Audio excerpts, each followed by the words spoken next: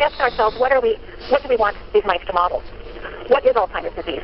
Well, it's becoming increasingly evident that Alzheimer's is a chronic disease, that the biological processes that culminate in the dementia begin years to decades before any symptoms or signs appear. This begins with misfolding and aggregation of A, beta, and tau. We can even see plaques and tangles in some normal individuals in their late 40s and early 50s.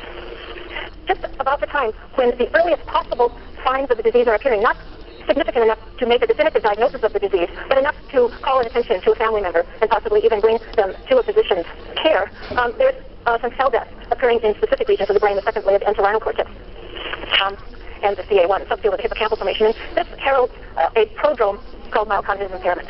By the time that the disease is present, quite a lot of pathology and neurodegeneration has already developed in the brain.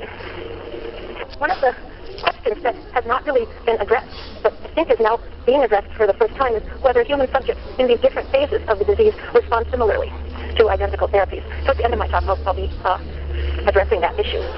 Here's some data, which is really important to point out. It models two different sets of data. In yellow, the bars show the number of errors that subjects at different ages, and in each bar is the number of subjects tested, make on a name-face pairing task. And even in the 40s, these people are making significantly more errors than people who are between the ages of 17 and 39. But the black bars represent the incidence of Alzheimer's per year. And you can see that the incidence doesn't rise significantly until people are in their 80s, which is about 40 years after we begin to see this increase in memory problems. The exact relationship between this rise in Alzheimer's and this increase in the number of errors in this particular test is completely unclear right now.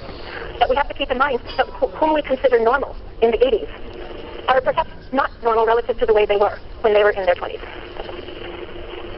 In our lab, we created two lines of mice, TG2576, which is an ATP transgenic mice that has minimal neuronal or synaptic loss, amyloid plaques, and subtle memory deficits. And we also created RTG4510, R stands for regulatable. This was a later generation. You can turn off the trans gene. And it shows profound neurodegeneration, no fibrillary tangles, and severe memory deficits. Neither of these models the human disease. I believe that they really model what I would call endophenotypes of Alzheimer's disease. And endophenotypes are traits that represent certain features of the disease but are insufficient to define the disease as a whole. There currently is no model in mice that models the full human disease. To start with this model of tauopathy, and actually it uses a mutation that's not found in Alzheimer's. It's found in frontotemporal dementia, but it teaches us something about the neurofibrillary tangles and their role in the pathogenesis of memory.